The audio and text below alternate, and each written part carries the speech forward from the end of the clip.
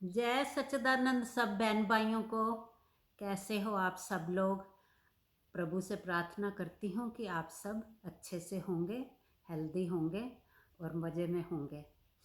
अच्छा, तो आज कल लगता है कि सबको जो हमने कल कहा कि ऐसा कौन सा प्रश्न है उसके बारे में सबको अच्छे से क्लियर हो गया होगा। अब किसी का जवाब नहीं आया तो इसका मतलब सबको समझ आ गई होगी कि क्या मैं हूँ।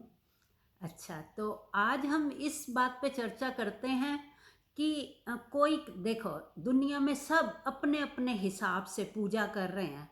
कोई राम भगवान को पूज रहा है, कोई कृष्ण को, कोई शिव जी को, कोई माता को। 36,000 देवी देवता हैं हमारे हिंदू धर्म में।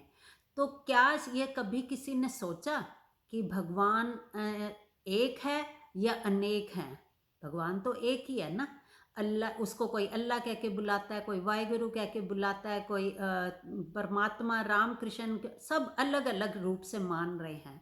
तो भगवान एक है या अनेक है? तो अगर भगवान एक है तो फिर ये 33 करोड़ देवी देवता हमने इतने सारे बना लिए, तो कभी भगवान ने आके कहा किसी से कि मैं इसमें भी हूँ, मैं राम के रूप में हूँ या मैं कृष्ण के रूप में हूँ या मैं शिव जी के रूप में हूँ? कौन अच्छा कौन बुरा, ये कभी परमात्मा ने आके खुद बताया किसी को? नहीं ना। पर हम लोग क्या करते हैं, जो राम को पूजने वाले हैं वो कहेंगे जी हम तो राम को पूजने वाले हैं, हम कृष्ण मंदिर नहीं जाएंगे। ये कृष्ण को पूजने वाले राम मंदिर नहीं जाएंगे। या जो माता को मानता है जी मैं तो माता को ही मानता हूँ, तो मैं तो किसी और मंदिर में नहीं जाऊंगा, या किसी और की पूजा नहीं करता। चलो मंदिर किसी के कहने पे चले भी गए तो मैं किसी और की पूजा नहीं करता। ऐसे ही सब ने अपने अपने हिसाब से भगवान बनाए हुए हैं। वो क्यों? क्योंकि जिसके पास जाने से या जिसके मंदिर जाने से हमारी इच्छाओं की पूर्ति होती है, तो हमें लगता है यही भगवान है, यही सबकी इच्छाएं पूरी करता है, हम उसको मानने लग जाते हैं। इच्छाएं तो देखो मरते दम तक इंसान की कभी खत्म नहीं होती। तो क्या परमात्मा पार्शियलिटी करता है कि जो मेरे राम कहेंगे कि जो मेरे मंदिर में आएगा मैं उसकी इच्छाएं पूरी करूंगा, या कृष्ण कहेंगे कि जो मेरे मंदिर में आएगा मैं उसकी इच्छाएं पूरी करूंगा? ऐसा कभी कहा भगवान ने? भगवान ने तो नहीं कहा ना। ये तो हमने, देखो जो हमारी किस्मत में है ना वो तो हमें मिलना ही मिलना है। चाहे हम किसी के पास भी जाएं, किसी की भी पूजा करें, किस रूप में करें, वो तो हमारा हमें मिलना ही मिलना है। पर हम कितने नासमझ हैं कि हम ये सोचने लग जाते हैं कि यहाँ जाने से हमारी इच्छा पूरी हुई। हम ये सोच लेते हैं वो तो होना था, वो काम हो गया। पर हम कितना अपना विश्वास अलग से बना के बैठ जाते हैं कि यहाँ जाने से हमारी इच्छा पूरी होती है। तो अगर इन सब भगवान, जो हमने इतने भगवान बना लिए, भगवान को हमने कितने रूपों में बांट दिया, तो हमने जो उनकी मूर्तियां बनाई, तो कभी राम ने आके कहा कि मैं ऐसा दिखता हूँ मेरी मूर्ति ऐसे बनाओ? कृष्ण ने कभी आके कहा कि मैं ऐसा दिखता हूँ मेरी मूर्ति ऐसे बनाओ? या शिव जी ने कभी कहा, शिव भगवान ने, कि मैं ऐसा हूँ मेरी ऐसी मूर्ति बनाओ? नहीं ना, किसी ने नहीं कहा ना। और इन आँखों से तो भगवान दिख ही नहीं सकता, क्योंकि भगवान है सत्य और ये आँखें हैं शरीर की, शरीर सत्य नहीं है। और परमात्मा है अंदर, ये शरीर तो उसका कवर है। ये तो बहुत बार ये चर्चा कर चुके हैं ना। तो इन आँखों से तो भगवान दिख ही नहीं सकता, पर हम तो कैसे उसके रूप बना के बैठ जाते हैं। और फिर अपने को सही साबित करने के लिए हम ये कह देते हैं हम इसकी पूजा करते हैं, ये सत्य है, यहीं से हमारी इच्छाएं पूरी होती हैं। इच्छाएं पूरी होने से हम उनको भगवान मान के बैठ जाते हैं। पर जो जो ये मूर्तियाँ किसने बनाई, जिनसे हम इच्छाओं की आशा कर रहे हैं, वो मूर्तियाँ किसने बनाई? हमने ही तो बनाई ना। क्या भगवान आए थे बनाने इनको? नहीं ना।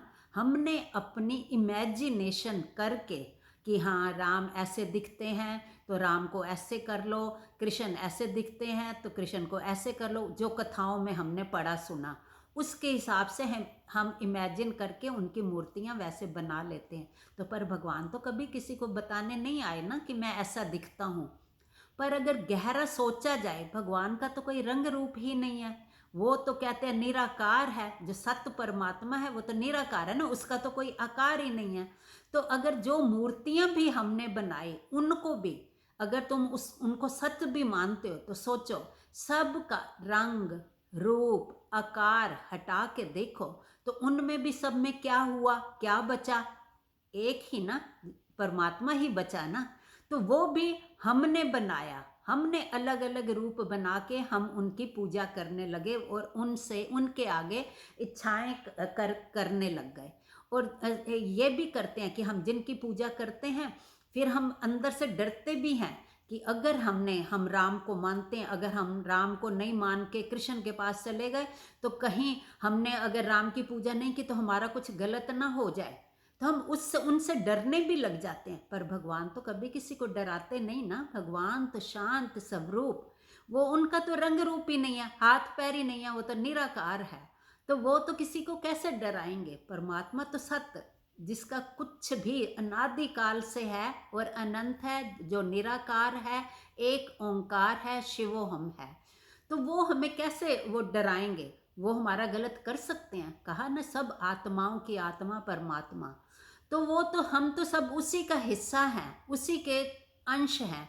तो क्या पिता अपने अंशी पुत्र को कभी कुछ गलत करेगा? उसके लिए नहीं करता ना। तो परमात्मा तो गलत कर ही नहीं सकता। तो हम कैसे नाक मुंह हाथ पैर रगड़ते हैं कि परमात्मा हमारी इच्छा पूरी कर दो, हम आपकी पूजा करेंगे, इतनी माला करेंगे। तो नहीं करने पे फिर डरते हैं कि हमने ये नहीं किया तो कहीं हमारा गलत ना कुछ हो जाए। पर परमात्मा तो कभी किसी का गलत करता ही नहीं ना। और देखो हम कितने अंधविश्वास में फंसे पड़े हैं। जिन मूर्तियों को हम बना रहे हैं उन्हीं के आगे, खुद मूर्ति बना के उन्हीं के आगे हम हाथ मुंह माथा टेकते हैं, उन्हीं के आगे नाक मुंह रगड़ रहे हैं, इच्छाएं कर रहे हैं उनके आगे। पर ये हमने कभी सोचा, जो जिंदा चलती हुई मूर्तियां हैं वो किसने बनाई? वो तो स्वयं परमात्मा बनाना। ये मूर्तियां सारी, कहा था ना कि उसकी सृष्टि उसने रची तो वो इतने सारे रूप धर के बैठ गया। कल भी ये इसी में बात हुई थी ना, उसी से बनती है सृष्टि और उसी में ही समा जाती है। तो ये परमात्मा से ही जो जिंदा मूर्तियां हैं परमात्मा से ही बनी ना, उसी से ही तो ये शरीर चल रहे हैं ना। परमात्मा अंदर है तो कल भी ये बताया था, तो उसी से चल रही है ना। तो ये परमात्मा के होने से ये मूर्तियां हैं, ये परमात्मा की बनी हुई हैं मूर्तियां, परमात्मा की मूर्तियां हैं। क्योंकि परमात्मा है तो ये चल फिर रही हैं, जिंदा दिख रही हैं। तो हम जो हमने बनाई मूर्तियां, पत्थर की मूर्तियां, उनको तो हम सच मान रहे हैं। पर ये जो परमात्मा की बनी हुई मूर्तियां हैं ना, उनको तो हम पूछते भी नहीं। संसारियों से तो हम कैसे एक दूसरे से भेदभाव, नफरत, ऊंचा नीचा, अमीर गरीब, कितने भेदभाव करते हैं।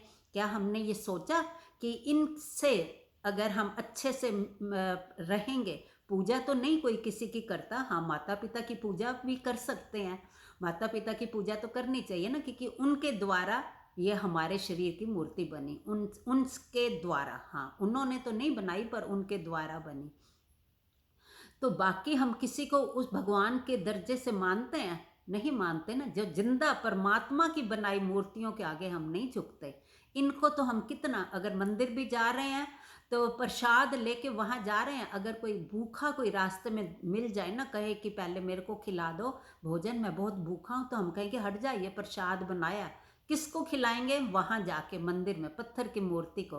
पर जो परमात्मा की जिंदा मूर्ति आपसे भोग मांग रही है, हम उसको नहीं खिलाते। तो अपनी बनाई मूर्तियों में हम कितना विश्वास करते हैं, उनके आगे माथे टेकते हैं। पर जो परमात्मा की बनाई मूर्तियां जो सत्य हैं, जो चल फिर रही हैं, जिसमें जिंदा परमात्मा बैठा है अंदर, उसी से ही शरीर जिंदा दिखता है ना, चलता फिरता दिखता है। उन मूर्तियों को हम इग्नोर करके हम अपनी बनाई मूर्तियों के आगे नाक मुंह रगड़ते हैं, परमात्मा की मूर्तियों के आगे नहीं। अगर हमें ये सब सच्चाई पता चल जाए कि ये जो जिंदा मूर्तियां हैं ये भगवान से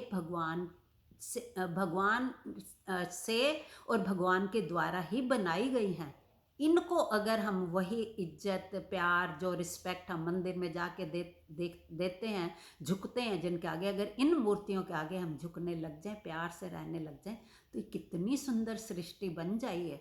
ये सृष्टि अभी जैसी है कितनी नफरत भरी हुई है, कैसे एक दूसरे को सब मार काट में लगे हैं।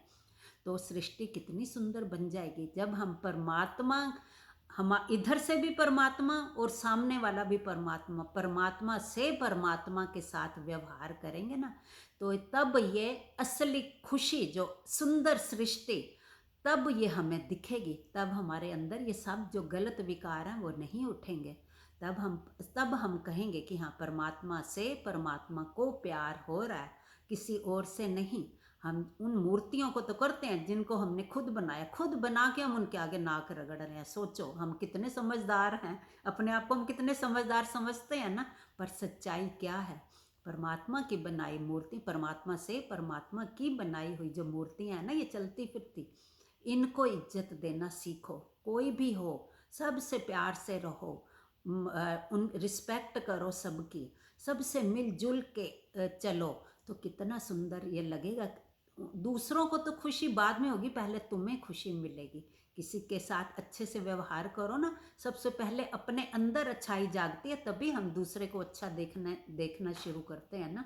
तो अपने अंदर ये अच्छाई जागृत करो, तो दूसरों के अंदर भी तुम्हें अच्छाई ही दिखेगी। परमात्मा से प्रेम फिर होगा, तो ये सृष्टि कितनी सुंदर लगने लगेगी।